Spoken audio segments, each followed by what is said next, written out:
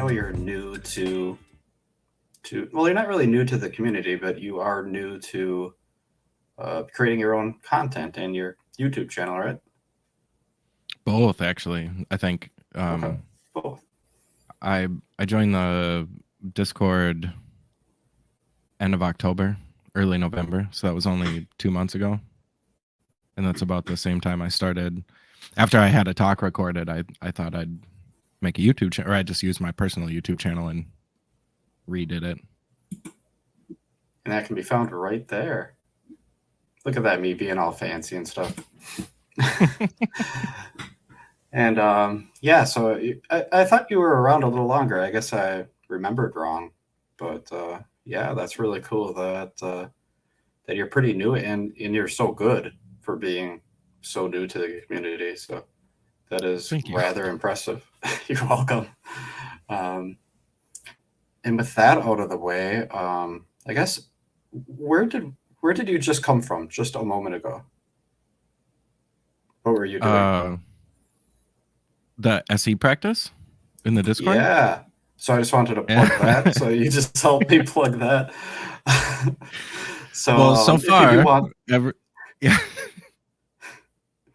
so if you do want to practice street epistemology, you can join the Discord server. Scroll all the way up to the top, and you can see the current events and the future events. So thank you, Matt, for plugging that. The practice Anytime. sessions there. Anytime. Okay, now we can actually really get started here. So first of all, I want to ask, how did you find street epistemology? Great question. I think it's kind of funny, actually. Well, do you want like the whole backstory in a real nutshell to get to where that happened? Sure. I'll try to keep it as brief as possible.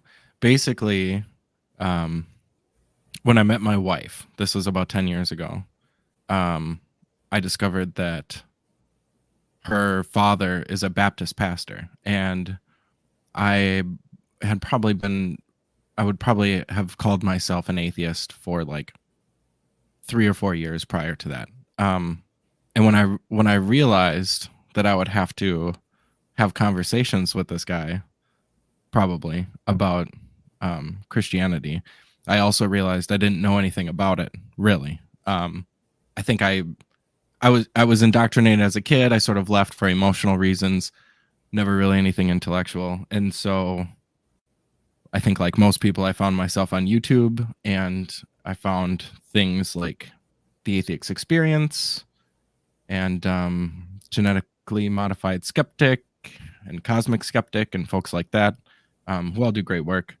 But I think it was somewhere in the midst of that, and probably I think YouTube just recognized maybe that it should feed me some of these things. So eventually, actually, now I'm wondering about the timeline. I think eventually it was just something of Anthony's was when I first discovered it.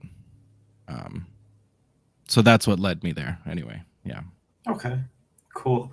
And what about it made it grab your attention? I assume it grabbed your attention.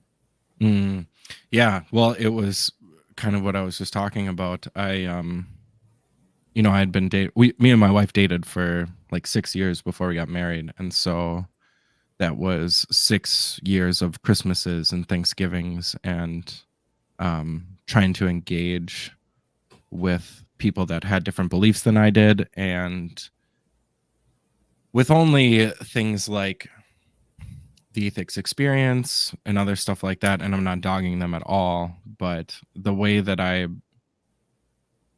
held conversations about beliefs weren't, I think in hindsight, conducive to like healthy reflection. And once I discovered Anthony and then Reed and Mark and everybody else, I came to this realization, like there's a better way to have conversations like this. And once I started to implement those practices a little bit in those conversations, very, very quickly, I realized that this is the way to go, not only for like maintaining civil conversation, but just being really genuine about what you know and don't know and why you think the things that you do. And it really helped. It was a measurable difference in the way that me and her family communicated, and it's only been good.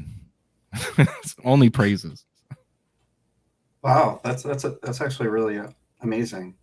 I was about to ask what your goal with street epistemology is, but it sounds like you already kind of told me that to have better conversations with your wife's family. There's a big part of it for sure, and probably like the driving factor. And then it just bleeds itself into everywhere else, which is wonderful from my perspective. I have plenty of other family on my side of the family that are deeply religious or otherwise very confident in the things that they believe, and having this tool has really helped me in all of those relationships, as far as I can tell. Okay. Yeah. Okay. Cool. So it sounds like it's not necessarily just religious claims either. It sounds like it's a variety. Yeah. Yeah. Another interesting anecdote that probably fits into like the reasons that I was so interested in this. I have a family member who's actually very close to me that a couple years ago told me that I shouldn't contact him anymore, and I sort of wish that I had this tool set prior to that happening. It's another one of those motivating reasons. Hmm. I'm sorry, was You that don't want answering that. your question? Maybe. I don't even remember what I asked, but I'm glad you told me that. I think that's something that I see can allow people to have these conversations Mm-hmm. without that fallout being as likely. You know, Mm-hmm. you hate to see that if people walk out of your life. Not Yeah, not the greatest it is a bummer. for sure. I guess where do you see SE going in the future? I'm sorry, what was that? Where do you see street epistemology going in the future? What do you see the future like for SE? What I hope, um, what I hope is that it's like when I often think about what I think are like the most important things to me, and I think about like those two anecdotes that I told you, um, and so I would hope that this is something that could be taught to people at a much earlier age. I personally feel like I never engaged in critical thinking practices until I saw a street epistemology conversation. And I don't blame, you know, the school system necessarily or my parents or anybody else for not imparting that way of thinking to me. But if there was some way that that this could be a more elementary practice, um, I think that would be fantastic. That's where I'm hoping that it goes. I love to envision like a reality where everybody is constantly SEing everybody else in very minor ways. Like anytime somebody makes a claim, somebody goes, "Why do you think about it?" Um, that's definitely a dream for me. I would really like to see it implemented more on like a corporate level. My wife is a scrum master and sometimes product owner, and this is all based on this practice called agile. And from my understanding, they share a lot of similarities with street epistemology. It's like it really hones in the focus on what you're valuing and why. And so if there was some like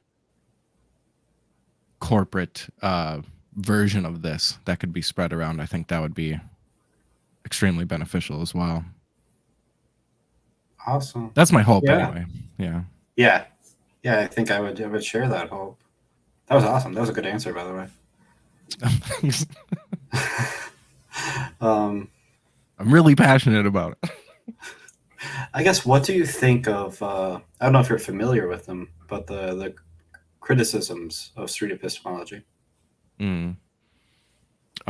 I think I'm familiar with them. Can you? I guess it'd be kind of weird to ask what you thought the criticisms were, but maybe it's my understanding that there might be like a disingenuous sort of angle of like people are trying to SE might be a way to try to disconvince people of something, um, which I don't think is totally unfair. Not being forefront about your goals could probably be a valid criticism unless you address that straight up. Are there any others that you can think of? Kind of. I don't know that they are true. I guess you could say in the sense Mm-hmm. like I guess there are individuals who think that Street Epistemology International as an organization is just a way for atheists to convince theists that their God claims are untrue, and that's like the primary focus, I suppose. Mm-hmm. Yeah, and I don't think that's valid. Um, I think the appearance of it could definitely be valid. yeah, I yeah, think no, I think okay. like a lot of people. Sorry, go ahead. Yeah, I'm just kind of agreeing with you. I think the appearance, I can see how they can come to that conclusion, but I Mm-hmm. think once you dig into the community, I think we have quite a few theists, and yeah, we all have kind of our individual goals and what we want to do. Mm-hmm. Yeah, from my experience, it's very much up to the individual. I've met Yeah, other people that practice SE that are like, I want to change people's minds about what they think, and I'm empathetic to that. Um, I don't think that that's necessarily wrong to have as a goal.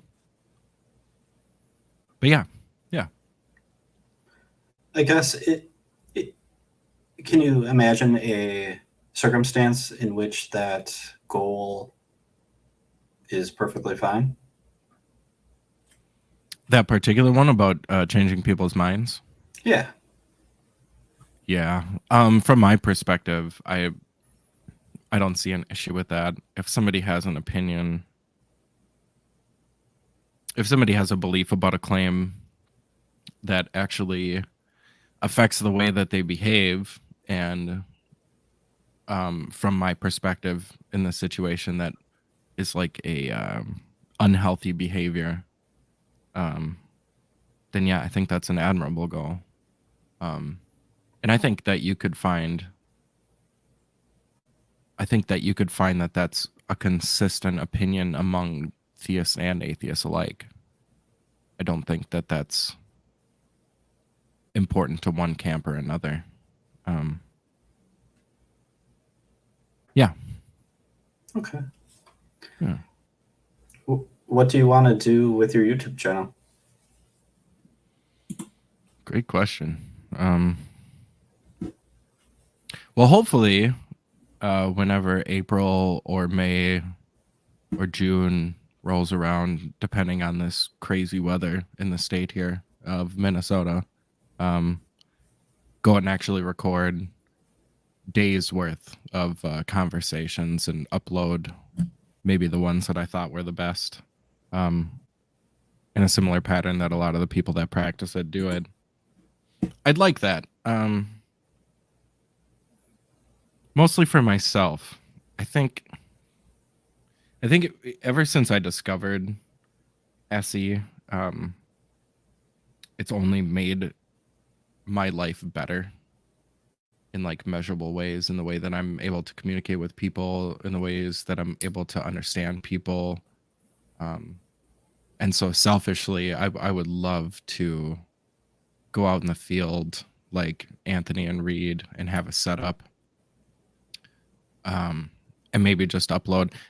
Like thinking about it, those are the things that inspired me to pay attention to this stuff. And if there was any way that I could do that for other people, that would make me feel so good.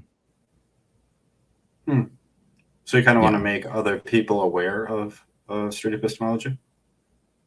Yeah, as like Yeah. a super ultimate goal, if we were discussing at the beginning of this, if everybody could be practicing SE Mhm. all the time, that is an ideal world in my mind. So any steps towards that unreasonable goal, I think, are great. And if even a single one of my conversations got a single person to be more interested in street epistemology or critical thinking, I would think that was worth it. Any amount of effort that I put into it, I think that would be worth it. Awesome. Yeah, I think that might be possible.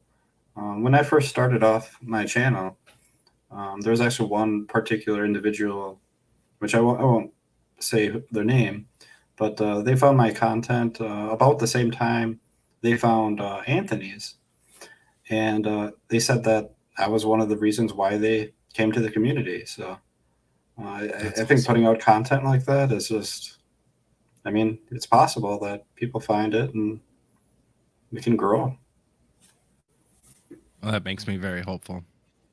I would really like that to be the case. From my perspective, I think I heard somebody.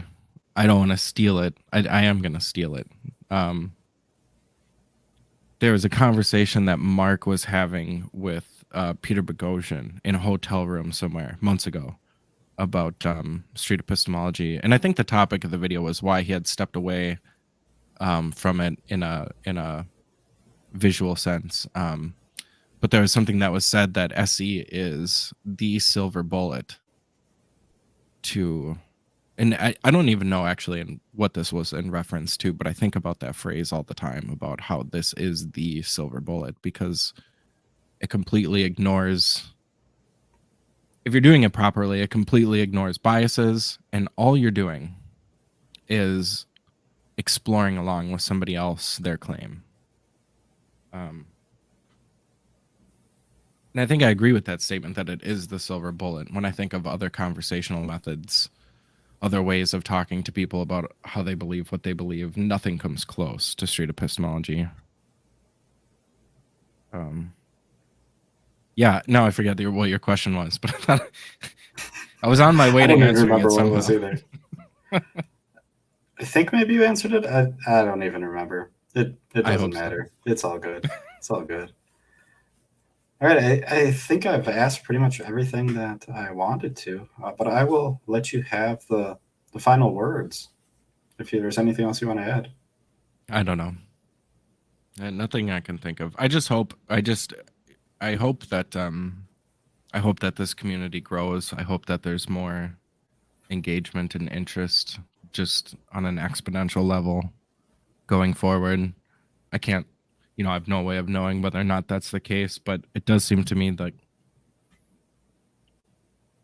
the community is extremely engaging and very helpful. Everybody that I've talked to that's invested in this is just been a blessing to me, and I'm so grateful that people like you and the other folks in the Discord are around for people like me who are just getting into it and very passionate about it, because without that lifeblood, it would probably be hard to try to keep going just on my own convictions, even though I might, but it would be much more difficult. And so yeah, maybe in closing, just thank you and thank you for all the support and the kind words, and thank you to everybody else in the SE community for the same. I've it's been so welcoming and nice and very pleasant. I've really enjoyed the past 3 months of just getting involved. So thank you. Yeah. You're welcome. I do what I can. If anybody is interested in, being involved with street epistemology, there's a Discord again and the practice events. Otherwise, there's, the Reddit, the subreddit, street epistemology. Both good places to be. So, yeah, I guess that is a wrap then. Thank you, Matt, for coming and talking with me and hanging out. And Anytime. that's all I got.